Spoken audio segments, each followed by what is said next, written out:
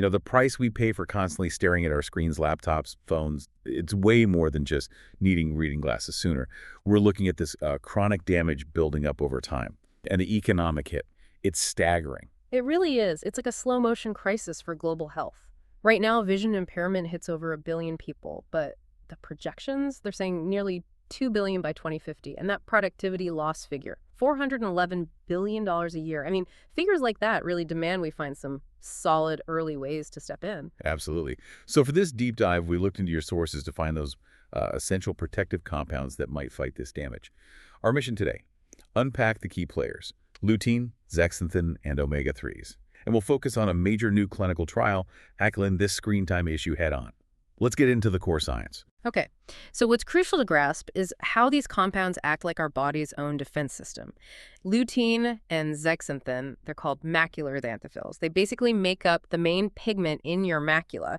Think of them as like your eye's internal sunglasses or SPF rating. They do two really vital things: filter that harmful blue light and act as strong antioxidants, protecting those very fragile photoreceptor cells. Okay, so lutein and zeaxanthin act as the shield, filtering the blue light. Got it.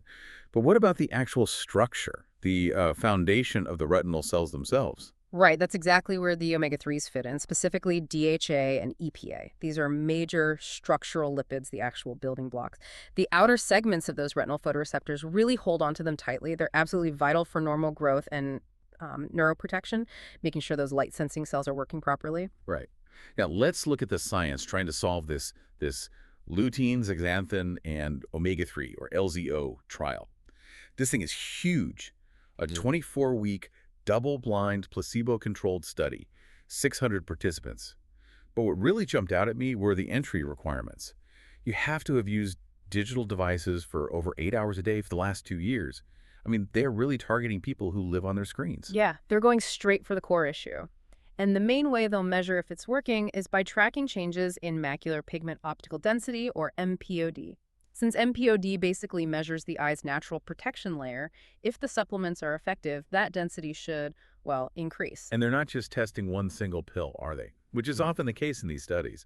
It sounds like they have different groups testing different things, like lutein ester versus free lutein, and combinations with and without omega-3s. Why go to all that trouble, testing the different forms? Well, because bioavailability, how much your body actually absorbs and uses, it's complicated. The study design is specifically trying to figure out if free lutein or the ester form is genuinely more effective. It's really a first step towards sort of precision nutrition for eye health.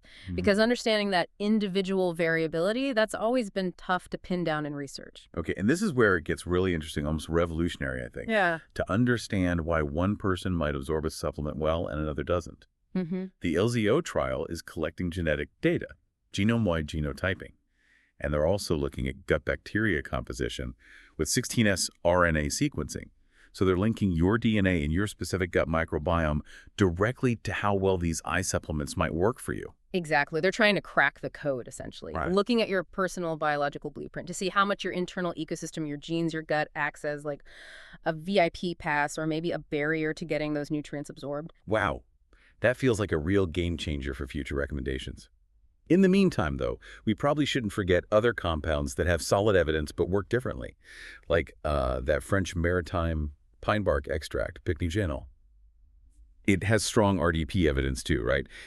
It seems to work more on improving microcirculation, which, for someone with early diabetic retinopathy, improving blood flow like that is critical.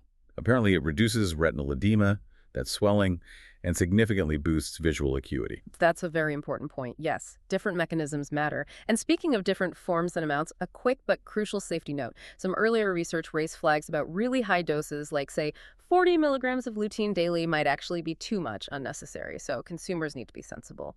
And also be really careful about certain eye drops. The FDA has issued warnings about contamination issues and some making unapproved claims. Always check that. Okay, so pulling this all together, what's the main takeaway for you listening?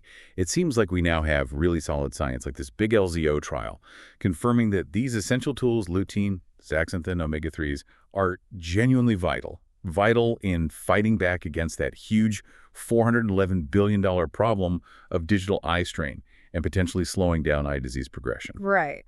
And perhaps the biggest challenge moving forward isn't just knowing what nutrients generally work, it's understanding your unique personal biological response. When we think about the next decade of eye health strategy, the real question we need to answer is this: how much do your genes and your specific gut health profile dictate exactly how effective these crucial eye supplements will be for you?